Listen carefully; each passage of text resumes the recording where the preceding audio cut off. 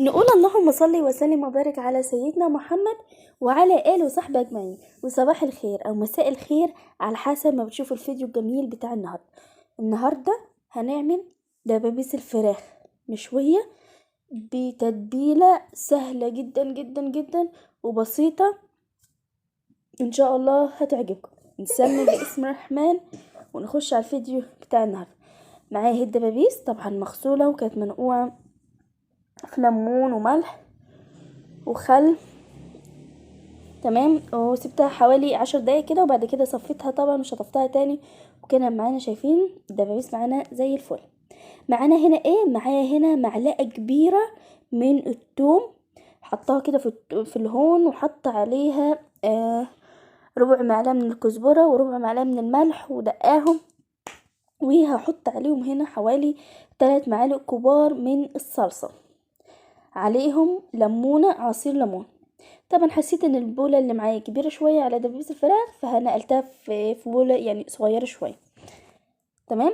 هحط برضو هنا على معلقه التوم الكبيره و3 معالق صلصه، حطيت كمان عليهم معلقتين من الخل. ومعايا هنا صويا صوص، تقدري تستغني عنه، ما عندكيش مفيش اي مشكله، تقدري تستغني عنه خالص. عندك دبس رمان تقدري برضو تحطي منه.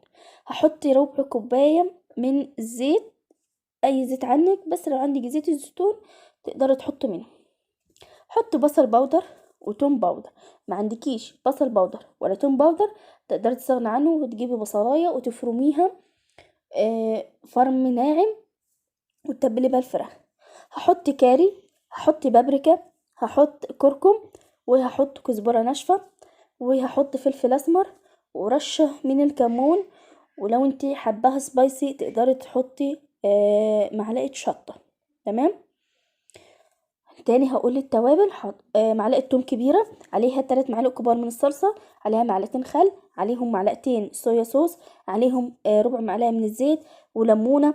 والتوابل بتاعتنا ملح وفلفل اسمر وكمون وكزبره ناشفه وكاري وكركم وفلفل اسمر وبابريكا، وكمان كنا هننسى علبه الزبادي، بس لحقناها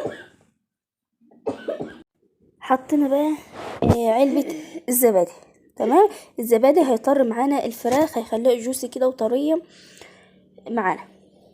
عايزه اقول لكم ان انا بامانه انا حسيت ان الصلصه هنا كانت قليله، فضفت معلقه صلصه في الاخر، يبقى انا هنا حطيت 4 معالق كبار من الصلصه. ما عندك الصلصه زي ما قلت لك تقدري تضربي بصلايه ناعمه بفصين توم وطماطمايه كده في الخلاط في الكبه عندك، وتحط عليهم التوابل اللي احنا قلنا عليهم.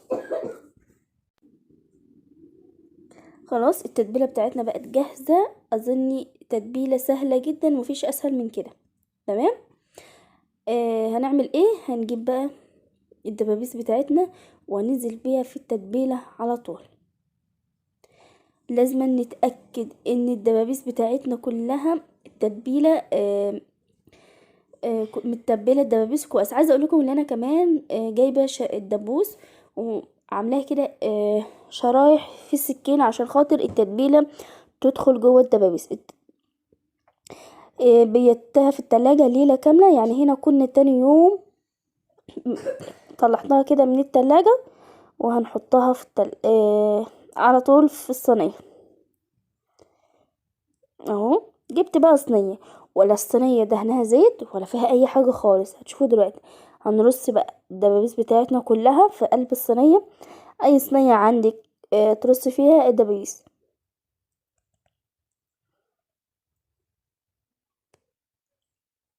بعد بقى ما رصينا كده الدبابيس بتاعتنا هنعمل ايه؟ التتبيلة دي اوعي ترميها، هنشوف دلوقتي هنعمل فيها ايه. التتبيله عشان كانت في التلاجة كانت ماسكه نفسها قوي، وكانت بصراحه تقيله جدا، فانا حطيت لها نص كوبايه ميه، خففتها كده بالميه ونزلت عليهم برضو على الدبابيس. تمام. هنا خلاص، ومش هغطي الدبابيس ولا اي حاجه، احطها في الفرن على نار متوسطه في الرف من تحت. هتاخد بقى لون لوحدها، ما لقيتهاش اخدت لون من فوق، هتشغلي لها الشوايه على اخر 10 دقايق. عايزه اقول لكم اخدت حوالي ساعه الا ربع في الفرن، اللي انا قلت لكم مهديه مخليه النار وسط مش عاليه.